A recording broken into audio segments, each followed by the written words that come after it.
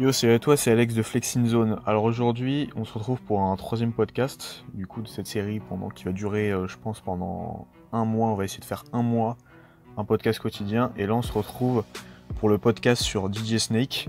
Donc, je vais plutôt je vais pas te parler de la musique actuelle, de sa musique, de ses hits. Je vais plutôt te parler de son parcours et aussi de ce qu'il a vécu, comment il en est arrivé là. Et ses doutes, ses débuts, ses difficultés avant de percer, et aussi de sa passion, parce c'est un mec très passionné.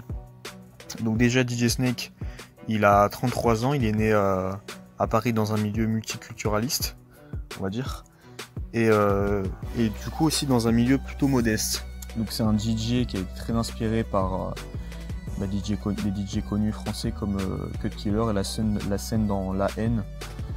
Donc, quand il fait Sound of the Police, il a commencé à mixer depuis tout jeune et il était déjà plutôt réservé, comme il le dit, dans les booms d'enfants, et il préférait être derrière le mixeur en fait, avec le DJ en fait pour mixer en fait. C'était vraiment déjà un gars à la base on va dire, qui ressentait il ressentait la musique. Il a commencé à mixer ses soirées, on va dire, il avait 14 ans. Il faisait vraiment du hip-hop underground. Donc plus tard, vers ses 20 ans, on l'encourage à produire sa propre musique. Et du coup, celui qui l'encourage à produire sa propre musique, ça deviendra son manager, Steve Goncalves. Et plus tard, il se fera repérer par la scène américaine. Il le dit beaucoup dans des interviews. Il a travaillé pour Lady Gaga. Et entre parenthèses, il a beaucoup souffert parce que ce genre d'artiste avait beaucoup manque de reconnaissance envers les DJ peu connus. Et du coup, DJ Snake, c'était un artiste, on va dire un DJ peu connu à l'époque. Et en fait, la méthode américaine, c'est les producteurs qui proposent aux artistes des instrus, et l'artiste il pioche un morceau. Et en fait, l'artiste, le DJ peu connu, le producteur peu connu, entre parenthèses, en fait, il est totalement ignoré, quoi. Et donc il a pas pu proposer, on va dire, son travail lui. Donc un manque de liberté pour DJ Snake. Après ça, il a eu quand même un Grammy en 2012 pour avoir participé du coup à l'album de Lady Gaga, Born This Way. Il a préféré s'enfermer dans son studio pendant un mois et et il balançait un son par semaine sur SoundCloud et il spammait surtout les artistes pour qu'il ait un feat avec eux.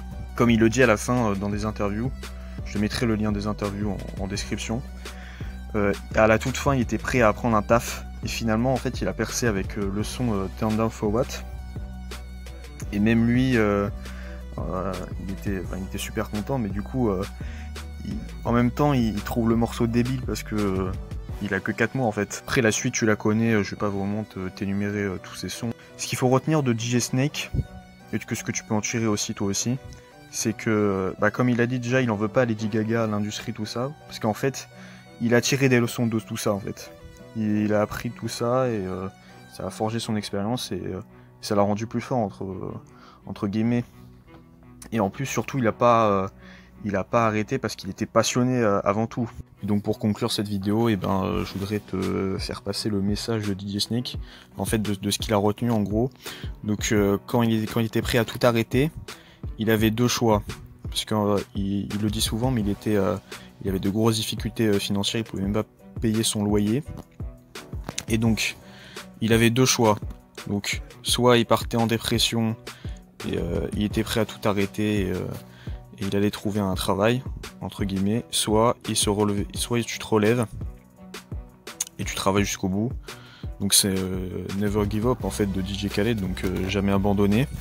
Et voilà quoi, c'est un message très motivant et très inspirant pour tout le monde.